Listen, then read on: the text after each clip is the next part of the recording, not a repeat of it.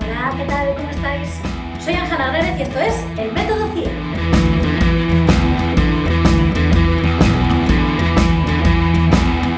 En el vídeo de hoy vamos a hablar del genitivo sajón, pero no a la antigua usanza, es decir, no os voy a decir cómo se coloca para que vosotros os acordéis y lo utilicéis. Os voy a explicar el genitivo sajón para que entendáis qué función tiene y cómo se usa y que lo podáis utilizar cuando lo necesitéis, pero de la forma adecuada. Para ello, vamos directamente a ver qué es el genitivo sajón. Algunos de vosotros habréis estudiado latín en su momento, otros nunca jamás, otros un poquito así tangencialmente, como los que fuisteis por humanidades, como yo, y entonces os sonará un poquito. Lo que comparten el inglés y el latín, principalmente, es que le dan mucha importancia a la función que tiene una palabra en la frase. Por ejemplo, en latín, sabéis o no sabéis, pero bueno, os lo cuento los que no lo sabáis, va por declinaciones. Y cada declinación depende de la función que tenga la palabra. Por ejemplo, si yo quiero decir la rosa es bonita, si la rosa es sujeto, la declinación del latín era nominativo y te daban una terminación para el singular y una terminación para el plural. Si yo te digo, dame la rosa es complemento directo. Y en latín la declinación era el acusativo, con una terminación para el singular y otra el plural. Si yo te digo, los pétalos de la rosa, la declinación del latín sería el genitivo y tendría una terminación para el singular y otra el plural. El genitivo es el de propiedad, los pétalos de la rosa, por eso de la rosa iría en genitivo. Pues bien, el genitivo sajón es el genitivo de los sajones, es decir, la propiedad de los ingleses, de los americanos, de los anglosajones, de los que hablan inglés. Ese es el genitivo sajón. Partiendo de ahí, vamos a ver cómo funciona. Lo primero que tiene que quedar claro, lo que acabamos de decir, el genitivo sajón sirve para indicar propiedad. Propiedad, quedaos con ese término, cuando queremos hablar de la propiedad, de la pertenencia, para eso sirve el genitivo sajón. El símbolo que se utiliza en inglés es este, una coma, un apóstrofe, perdón, con una S. Esa es la forma en la que se plantea el genitivo sajón. Ahora bien, primer punto a tener en cuenta a la hora de construirlo. Lo primero que se pone en la frase es el dueño principal. En el caso de antes, los pétalos de la rosa, tendríamos que poner la rosa, que es la dueña de los pétalos. Entonces, primero se pone el dueño principal y luego lo demás. Vamos a analizar cómo funciona. Y vamos a hacerlo desde un ejemplo para que lo veáis muy gráfico. Vamos a poner aquí una serie de conceptos. Tenemos en primer lugar Ana, Andrés, dogs, que significa perros, cats, que significa gatos. Luego pone mice y luego pone children. Vamos a ver primero lo que significan cada una de las palabras. Ana significa Ana, Andrés significa Andrés. Luego tenemos dogs, perros, cats, gatos, mice, que es el plural de mouse, de ratón, el plural es mice, ya haremos un vídeo hablando de los plurales más adelante, y por último children, que es el plural de child, que significa niño, y children, niños. Vamos a ver qué pasa si queremos decir que cada uno de estos que tenemos aquí puestos son los orgullosos propietarios de un coche. Vamos a ver cómo se diría. Vamos a hacerlo un poco distinto como lo hacemos otras veces. Directamente os voy a dar las respuestas y vamos a analizarlo, fijaos. ¿Veis cómo está, no? Empezamos por la primera. Anna's car. Ana, S, car, el coche. Andrés, S, car, el coche.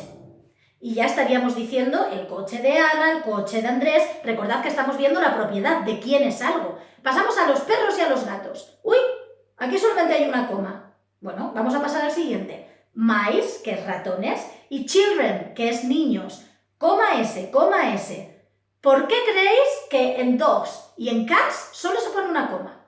Vamos a analizarlo. Muchas veces cuando planteo esto en clase me dicen, pues muy fácil, porque acaban en S. Y yo digo, ya, ¿y Andrés también? O me dicen, muy fácil, es plural. Y digo, ya, pero mice y children también. ¿Cuál es el motivo real? Que es un plural, igual que children y mice, pero es un plural en S. Cuando es un plural en S, solo le ponemos el apóstrofe, no hay que ponerle la S. ¿De acuerdo? Eso lo primero. Punto número 1. Ya hemos construido, como decir, el coche de Ana. Vamos a analizarlo. El coche de Ana, de Anna's car. Lo primero, que no se os olvide, en su momento veremos los artículos y ahondaremos en por qué es así. Pero delante de Ana, nunca ponemos el artículo. ¿Por qué? Porque en inglés no se pone el artículo porque sí, se pone para concretar. Y ya estamos diciendo que el coche es de Ana. ¿Para qué vamos a poner esa palabra? No hace falta. Se quita el artículo, no se pone Anna's car, tal cual. Una cosa más. A la hora de escribir un genitivo sajón, primero se pone el dueño supremo, Ana es la dueña principal del coche, primero Ana, y luego aquello que posee, el coche. Pero vamos a fijarnos en cómo se traduce, porque aunque lo primero que escribimos es Anna, lo primero que decimos es el coche. Es decir, yo diría Aunt Hannah's class, la clase de Aunt Hannah, primero pongo Aunt Hannah, que es la que tiene la clase, pero primero traduzco la clase de Aunt Hannah. Cuidado, primero ponemos el dueño y luego lo que tiene, pero al traducir, primero traducimos lo que hay detrás del apóstrofe y luego al dueño.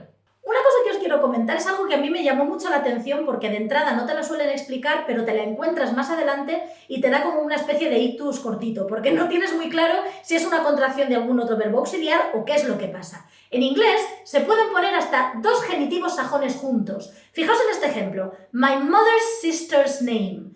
Mientras cumplamos las normas de las que acabamos de hablar, no pasa absolutamente nada. Empezamos poniendo el dueño superior, es decir, si mi madre no tuviese una hermana, no habría nada de lo demás. Mi madre es la principal dueña, por eso primero mi madre, luego la hermana, que es la que tiene el nombre. Como veis, tiene mucha lógica. Primero el dueño principal. My mother's sister's name. Y a la hora de traducirlo, empezamos por el final. El nombre de la hermana de mi madre. Nos podemos encontrar hasta dos genitivos sajón, que lo sepáis. Uy, importante, ojo, muy importante. Muchas veces trabajando con la gente en clase me doy cuenta de que muchas veces tendemos, porque a mí me pasaba igual, a utilizar el genitivo sajón cuando no es una cuestión de propiedad, cuando no es genitivo sajón. Vamos a analizar los siguientes casos.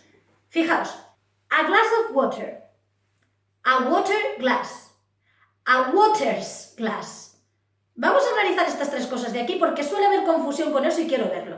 Mira, la primera dice a glass of water. ¿Qué información nos está dando eso? Ese of nos está diciendo el contenido que tiene el agua. A glass of water. En el segundo caso pone water glass, a water glass. Si tú cogieras ese vaso, te pringarías entero de agua, porque al haber puesto water delante del vaso, está funcionando como adjetivo. Te está diciendo una cualidad del vaso. En este caso, el material del que está hecho de agua. Sería un poco difícil un vaso hecho de agua. ¿Veis la diferencia? Ahí funciona como adjetivo. Te dice una cualidad de ese vaso. Pasamos a la siguiente. Primero imaginaros que tenéis un amigo que se llama Pepe Water y los colegas le llamamos Water. Y entonces decimos, a water's glass, el vaso de water. Ahí sí que tendría sentido, pero water no es el agua como tal, es el propietario del vaso. Cuidado, que muchas veces me encuentro que hacemos algún writing y me ponen my English teacher y en English le ponen la coma y la S. Cuidado, que yo soy profesora de inglés, pero el inglés no es mi dueño. Esa es la cuestión. El genitivo sajón te indica la propiedad, no lo confundamos. Un último consejo antes de terminar el vídeo de hoy. Como el genitivo sajón a veces cuesta encajarlo porque no tiene nada que ver con cómo lo hacemos en castellano, cuanta más diferencia hay, más cuesta a veces. Os recomiendo que lo utilicéis siempre que podáis. Es decir, habrá casos en los que os acepten poner un of no sé qué o podáis utilizarlo siempre que veáis la posibilidad, siguiendo las normas que hemos visto. Es decir, cuando aparezca un nombre propio, por ejemplo, usad el genitivo sajón. El genitivo sajón. Vamos a practicarlo para que luego, más adelante, porque cuando el nivel de exigencia es mayor en inglés, quienes necesiten, por ejemplo, un B2 o un C1, sí que tienen que dominar ciertas cuestiones de la lengua inglesa, como en este caso es el genitivo sajón. Así que, a practicar el doble. Bueno, y hasta aquí el vídeo de hoy. Muchas gracias, espero que os haya gustado, que os sea de utilidad. Hay que practicar y para que podamos seguir haciendo este trabajo, suscribiros, darles a like, compartid y todas estas cosas. Muchas gracias y nos vemos en el siguiente vídeo.